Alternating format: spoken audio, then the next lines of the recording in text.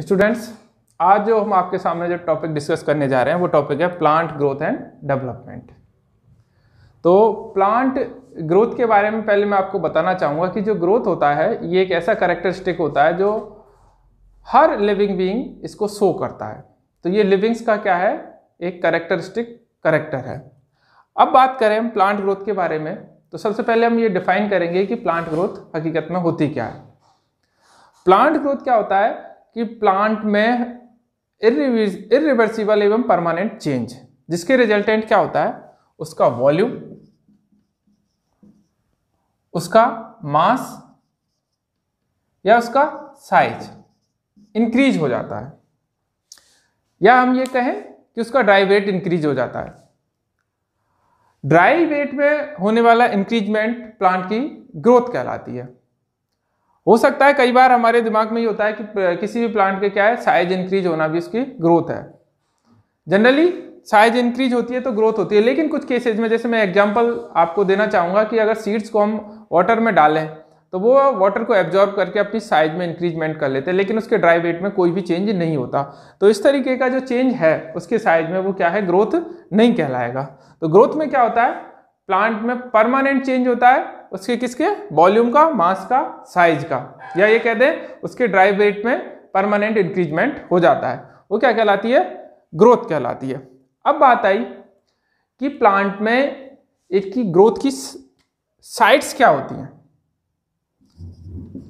Sites of growth. तो अब plants की बात करें, जो लोअर प्लांट्स होते हैं उनकी जो एंटायर प्लांट बॉडी होती है, जिसे हम क्या बोलते हैं, थैलस कहते हैं, वो क्या है, ग्रोथ शो करती है। तो इस तरीके की जो ग्रोथ होती है जिसमें entire plant body growth show करती है उसको हम डिफ्यूज ग्रोथ कहते हैं, और ये मिलते हैं हमारे लोअर प्लांट्स जैसे एल्गी में। इस तरीके की डिफ्यूज ग्रोथ एनिमल्स में भी मिलती है। बात करें हायर प्लांट्स की, हायर प्लांट्स में जो ग्रोथ होती है वो ग्रोथ होती है लोकलाइज्ड ग्रोथ।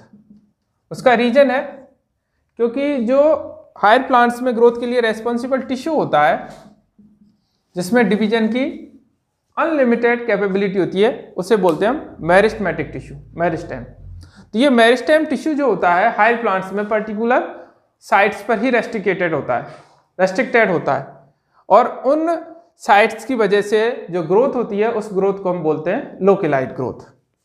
तो आपको ये समझ में आया होगा कि लोअर प्लांट्स में डिफ्यूज ग्रोथ होती है और एनिमल्स में भी डिफ्यूज ग्रोथ होती है, जबकि जो हायर प्लांट्स हैं उनमें किस तरीके की ग्रोथ होती है, लोकलाइज्ड ग्रोथ होती है due to presence of meristematic tissue. आगे फर्दर हम ग्रोथ को उसकी फेजेज में डिवाइड करेंगे। तो फेजेज ऑफ ग्रोथ क्या होंगी, फेजेज ऑफ ग्रोथ को 3 सब फेजेज में कैटेगराइज किया है। पहली फेज है सेल डिवीजन फेज, इसको हम लैग फेज भी बोलते हैं। दूसरी सेल एलोंगेशन फेज, इसको हम लॉग फेज या एक्सपोनेंशियल फेज भी कहते हैं। और तीसरी जो फेज होती है स्टेडी फेज या मैच्योरेशन फेज भी बोलते हैं। इन तीनों फेजों को हम एक कर्व के थ्रू शो कर रहे हैं। इस कर्व को ग्रोथ पीरियड और टाइम के अगेंस्ट प्लॉट किया गया है। तो जो सेल डिवीजन या लैग फेज होती है, इसमें क्या है, सेल्स में डिवीजन होता है और नंबर ऑफ सेल्स इंक्रीज होते हैं। जो साइज होता है उसमें कोई मेजर इंक्रीजमेंट शो नहीं होता, केवल नंबर ऑफ सेल्स इंक्रीज करती हैं। तो इससे में जो ग्रोथ दिखाई देती है वो काफी कम दिखाई देती है, और इस फेज को हम लैग फेज बोलते हैं। अब बात आई सेकंड फेज की, जिसको हम सेल एलोंगेशन फेज कहते हैं, और इसको लॉग फेज भी बोलते हैं। इस फेज में सेल्स जो होती हैं वो एक्सपोनेंशियली अपनी साइज में इंक्रीजमेंट करती है, क्योंकि डिवीजन हो गया। अब उन सेल्स में क्या होगा, एलोंगेशन होगा, तो आपको एक्सटर्नली जो ग्रोथ होगी वो बहुत ही ज्यादा दिखाई देगी। इसलिए इस फेज को हम लॉग फेज या एक्सपोनेंशियल फेज भी कहते हैं। तीसरी फेज होती है जो मैच्योरेशन फेज या स्टेडी फेज कहलाती है, जिसमें सेल अपना मेजर जो साइज में इंक्रीजमेंट होता है वो शो कर चुकी होती है और वो मैच्योर हो जाती है, जिसमें क्या है कोई मेजर चेंज नहीं होते, और इसको हम स्टेडी फेज भी कहते हैं। तो ये तीनों फेजों को दर्शाते हुए जो हमने कर्व प्लॉट किया है, उस कर्व की जो शेप होती है वो एस शेप होती है, इसको सिग्मोइड कहते हैं। कई बार कॉम्पिटिशन्स में क्वेश्चन आता है कि जो ग्रोथ कर्व होता है उसकी साइज कैसी होती है, शेप कैसी होती है, तो आप बताएंगे उसकी शेप कैसी होती है, एस शेप या सिग्मोइड।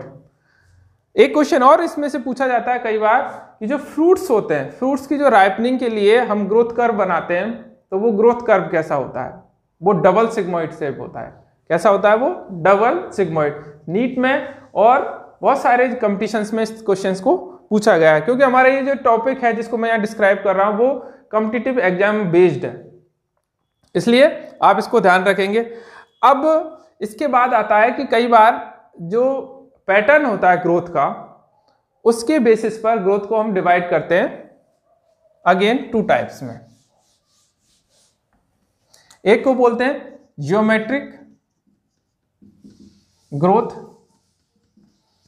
ज्यामितीय वृद्धि। इसमें क्या होता है, इसमें एक सेल डिवीजन करेगी और 2 सेल्स का फॉर्मेशन करेगी। फर्दर ये सेल डिवाइड होंगी और 2 से 4 सेल्स का फॉर्मेशन होगा, और इसी तरीके से फर्दर क्या है, ये एक सेल डिवाइड होकर डबल सेल्स का फॉर्मेशन करती जाएगी। तो ये ग्रोथ होगी 1 से 2, 2 से 4, 4 से 8 और सो ऑन, इसी तरीके की चलती जाएगी। इस तरीके की ग्रोथ को हम बोलते हैं ज्योमेट्रिक ग्रोथ। दूसरे टाइप की होती है जिसको हम बोलते हैं एरिथमेटिक ग्रोथ। एरिथमेटिक ग्रोथ में क्या होता है, एक सेल होगी वो डिवाइड करेगी और उस एक सेल से क्या है 2 सेल्स का फॉर्मेशन होगा, लेकिन यहां पर ज्योमेट्रिक ग्रोथ की तरह दोनों सेल डिवीजन शो नहीं करेंगे, केवल एक ही सेल डिवाइड होगी और जो दूसरी सेल है वो मैच्योरेशन फेज में चली जाएगी। अगले स्टेप में फिर वो पहली वाली सेल डिवीजन करेगी और नई सेल्स का फॉर्मेशन होगा। तो इसमें केवल एक सेल से एक सेल ही बनती जा रही है। इस तरीके की जो ग्रोथ होती है उसको हम एरिथमेटिक ग्रोथ कहते हैं। तो मेरे हिसाब से आपको ये समझ में आया होगा। अगले वीडियो के लिए आप कांटेक्ट में रहें और हमारे चैनल को सब्सक्राइब करें। इसका अगला पार्ट बहुत जल्दी मैं अपलोड करूंगा। धन्यवाद।